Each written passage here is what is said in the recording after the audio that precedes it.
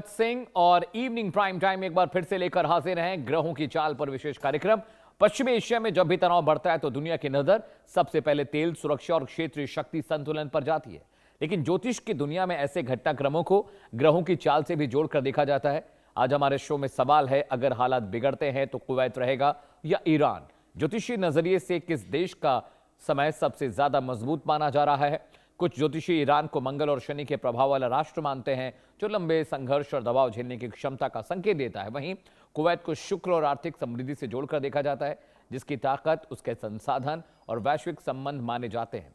मंगल, शनि और राहु की वर्तमान चाल को लेकर भी कई तरह की व्याख्याएं सामने आ रही हैं। कुछ विशेषज्ञ इसे तनाव बढ़ाने वाला समय मान रहे हैं, तो कुछ इसे कूटनीतिक समाधान की दिशा में बढ़ता एक दौर बता रहे हैं। हालांकि ये याद रखना जरूरी है कि देशों की कुंडली और ग्रहों के आधार पर किया गया विश्लेषण ज्योतिषीय मान्यताओं पर आधारित होता है, न कि किसी वैज्ञानिक या आधिकारिक भविष्यवाणी पर।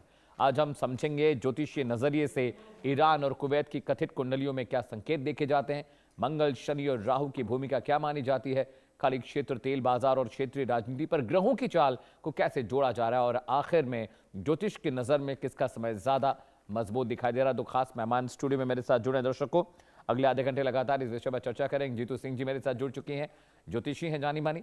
इनके अलावा शिवांगी निर्भय भी मेरे साथ हैं, ये भी एक जानी मानी एस्ट्रोलॉजर हैं। शिवांगी, सबसे पहले मैं आपके पास आ रहा हूँ।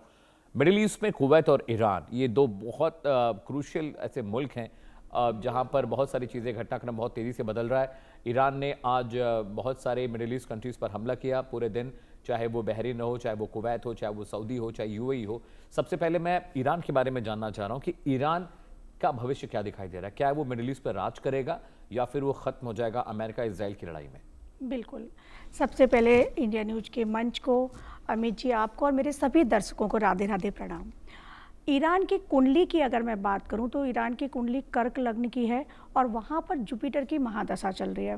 तो जुपिटर की महादशा में जो अंतरदशा होती है वो राहु की चल रही है। तो इस समय अगर इस स्थिति को देखें और हम ग्रह नक्षत्रों के गोचर को देखें, आज ही कर्क राशि में जुपिटर जो है वो प्रवेश कर गए हैं, पुनर्वसु नक्षत्र में है जो उनका खुद का नक्षत्र है।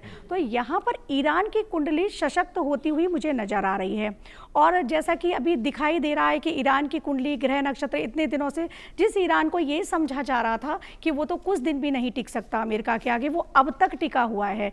लास्ट ईयर स्ट्राइक हुई थी और 1 साल पूरा होने को जा रहा है और युद्ध स्टार्ट हुए भी, ठीक है, बीच में सीज फायर हुआ, रुका, फिर स्टार्ट हुआ, तो वो अब तक स्थितियां उसकी बरकरार हैं, वही युद्ध में रुका हुआ है, क्योंकि मंगल की स्थिति भी वहां पर बहुत सशक्तिशाली रूप से देखने को मिलती है ईरान की कुंडली में। लेकिन साथ ही जो आज कुवैत का सीन हुआ है तो उसके बारे में भी बात करना चाहूँगी। मैंने कुवैत की कुंडली भी निकाली जो 19 जून की है 1961 की, और मध्य रात्रि में 12 बजे के टाइम के अनुसार वो निकाली हुई है।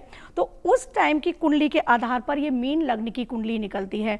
और यहाँ पर जो मुझे दिखाई पड़ा सबसे ज़्यादा 11th हाउस में जो जुपिटर हैं वो नीच के हैं, मकर राशि के हैं, और वहीं शनि बैठे हुए हैं, तो शनि बहुत प्रबल हो रहे हैं। इधर देखा जाए तो शनि जो है अमित जी, वो बृहस्पति अतिचारी हैं और शनि का जो ट्रांजिट है वो मीन राशि में ही चल रहा है अभी, और मीन राशि, मीन लग्न की ये कुंडली है। वहाँ पर जो स्थितियाँ अगर देखूं, और केतु वहाँ 12th हाउस में आया है, तो जो आपका एक सवाल था स्टार्टिंग में, कौन टिकेगा कौन रहेगा, तो मुझे यहाँ पर कुवैत के आगे ईरान सशक्तिशाली दिखाई दे रहा है।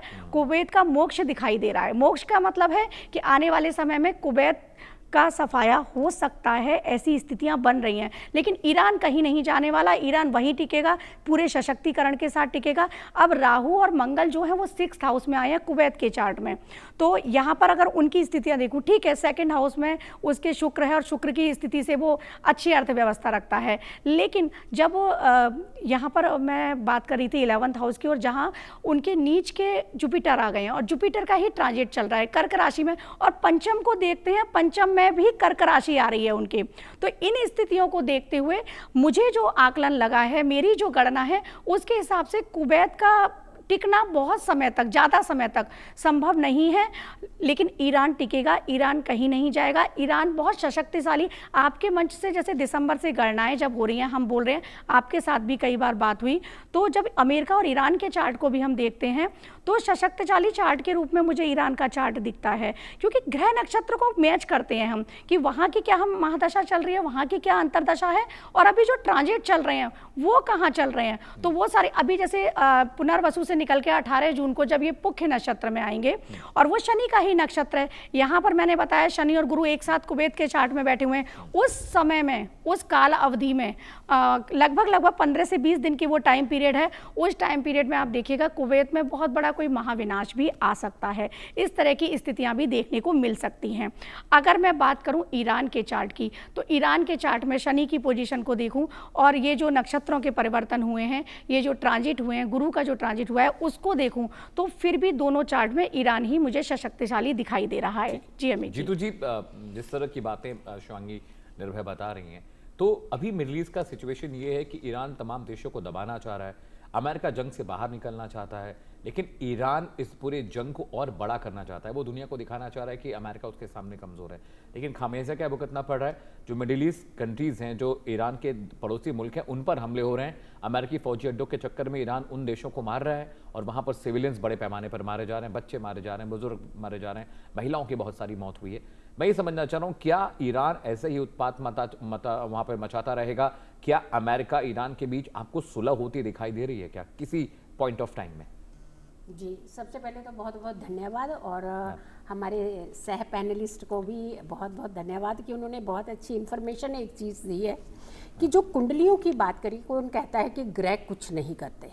अब देखिए, ग्रह आज ही कुछ करिए। अभी हमने लास्ट वीक एक चीज़ कही थी कि जून 1 या 2, ये 2 दिन ऐसे हैं जब गुरु का ट्रांजिट होगा और बहुत बड़ा एक तहस नहस वाला एक सिस्टम आपको देखने को मिलेगा। और ये आज ही की आप देखिए, खबर देखिए कि आज ज़्यादा लोगों तक स्प्रेड हुई है ये खबर, जबकि ये खबर जो है 2 दिन पहले से हो रहा है ये अटेम्प्ट। अब अगर हम बात कर रहे हैं इस समय ईरान की कुंडली की, देखिए यहाँ पर अगर हम देखते हैं उनकी डेट जो एग्जैक्टली डेट, तो एग्जैक्टली डेट जो नेट पर अवेलेबल है उससे कई तरह की कुंडलियाँ बन रही हैं। लेकिन अगर हम नाम राशि से चले जाते हैं, अगर ईरान के नाम राशि से चलते हैं तो वृषभ लग्न की इनकी कुंडली बनती है, वृषभ राशि की इनकी कुंडली हम निर्धारित करते हैं। अगर हम कुवैत की कुंडली की बात करते हैं तो मिथुन राशि की बनती है। अब देखिए, मिथुन राशि से ही गुरु का ट्रांजिट हुआ है, जो कि अर्ली मॉर्निंग आज ही के दिन हुआ है। और ये जो इम्पैक्ट है, जैसे ही ट्रांजिट हो गया, मतलब उसी समय सब कुछ नहीं होता। ग्रह अपनी मूवमेंट्स जैसे ही बदलते हैं, एक बड़ा चेंज करते हैं, तभी से उनका एक जो फैक्टर एरिया जो है वो स्टार्ट हो जाता है। यानी जब जब कलाएं और विकलाएं ये बदलती हैं नक्षत्र, तो हम मानते हैं कि नक्षत्रों का बहुत बड़ा खेल इस समय चल रहा है। क्योंकि अगर हम गुरु की बात करते हैं, शुक्र की बात करते हैं, तो दोनों के दोनों जो है पुनर्वसु नक्षत्र में है, जिसका हम कहते हैं तीर, यानी सीधा निशाने पर मारना, और दूसरा अंधेरे से उजाले की तरफ भी लेकर के जाना, तो उसके दोनों सिंबल बनते हैं। लेकिन अगर हम बात करें अमेरिका और ईरान की बात करते हैं, ईरान को इन्होंने पहला ईरान समझ रखा है। अगर हम आज ईरान की बात करते हैं तो उसके एरिया की ही बात करते हैं, तो इजराइल से लगभग 74% एरिया जो है वो ज्यादा है इनका, ईरान का। वो ईरान नहीं रहा, ईरान इस समय सक्षम है, और कूटनीतियों में अमेरिका सक्षम है। अब देखिए कूटनीतियां कितनी अपनाई इन्होंने, लेकिन हुआ क्या एट द एंड? कुछ भी नहीं होने वाला। किसी भी कीमत पर ईरान अमेरिका की कोई बातें मानने को तैयार नहीं होने वाला। अगर होना होता तो इतने सारे लोगों की जान माल का नुकसान कैसे होता। अगर हम देखते हैं इस समय मंगल की स्थिति, देखिए मंगल और शनि युद्ध के कारक माने जा रहे हैं। मंगल की अगर हम स्थिति देखते हैं तो D1 में इस समय मेष राशि में, लेकिन अगर हम D9 चार्ट की बात करते हैं तो वो सिंह राशि में है। और 2 ऐसे ग्रह शनि और मंगल जिन्होंने इतना उपद्रव इस समय मचाया हुआ है बुरी तरह से, और मंगल को एक यंग प्लेनेट मारा, कितनी यंग मौतें हुई हैं वहाँ, कितने बच्चे मासूम मारे गए हैं वहाँ Right. पे। और वहीं अगर के हम दूसरा शनि की बात करते हैं तो शनि वृद्ध अवस्था के लोग मारे गए, तो वहाँ पर भी उनके ऊपर बहुत अटेम्प्ट हुए हैं।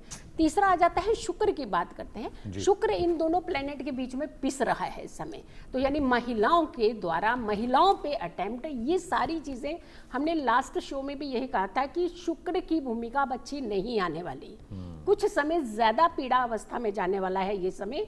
और ख़ास करके अगर हम जून की बात करते हैं अमित जी, जून बहुत ज़्यादा त्रासदी की तरफ लेता हुआ नज़र आ रहा है। ये जो आए दिन जो खबरें हमें सुनने को मिलेंगी, देखिए बात यहाँ की नहीं कि किसका कौन मरा, बात यह है कि एक जान माल का नुकसान हुआ, वो चाहे कहीं का भी हो। लेकिन ये ना तो युद्ध रुकने वाला है, ना ये सिचुएशन अभी इनके कोई पैचअप की गुंजाइश नहीं दिख रही, क्योंकि अमेरिका अभी और ज़्यादा कूटनीतियाँ अपनाएगा। इसकी अर्थव्यवस्था पर बहुत बड़ी चोट पड़ रही है इस समय।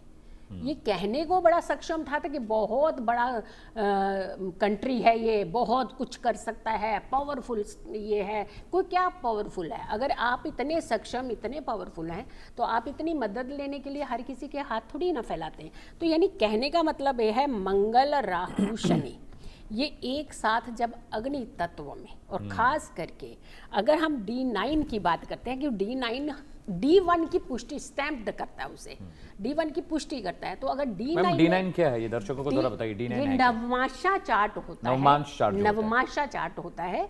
ये D9 पुष्टि करता है हमारे लग्न चार्ट की, यानी लग्नाचलित की।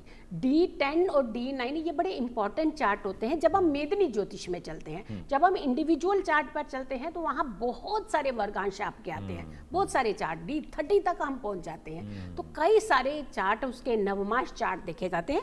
तो यहाँ पर सिचुएशन जो है अमित जी, किसी भी हाल में ये सिचुएशन संभलती हुई नजर नहीं आ रही। इनफैक्ट कुछ और वर्स्ट सिचुएशन होती हुई आपको नजर आएगी। जीतू जी जैसे बता रही हैं शिवांगी, क्या मिडिल ईस्ट में अभी ईरान का दबदबा बढ़ता आप देख रही हैं? क्योंकि ईरान हमेशा से चाहता था कि मिडिल ईस्ट को वो रूल करे। एक शिया बहुल देश है। टोटल मिडिल ईस्ट की जो टोटल पॉपुलेशन में शियाओं की जो संख्या है वो 15% है। 85% सुन्नी मुसलमान वहाँ पर हैं। उसके बावजूद ईरान को वो कंट्रोल नहीं कर पा रहे हैं। क्या क्योंकि अब ईरान के अलावा जो बाकी मिडिल ईस्ट कंट्रीज हैं वो धीरे धीरे थोड़ा सा झुके हैं। इजराइल से भी दोस्ती उनकी हो रही है, अमेरिका से भी उनकी दोस्ती हो रही है। तो क्या ईरान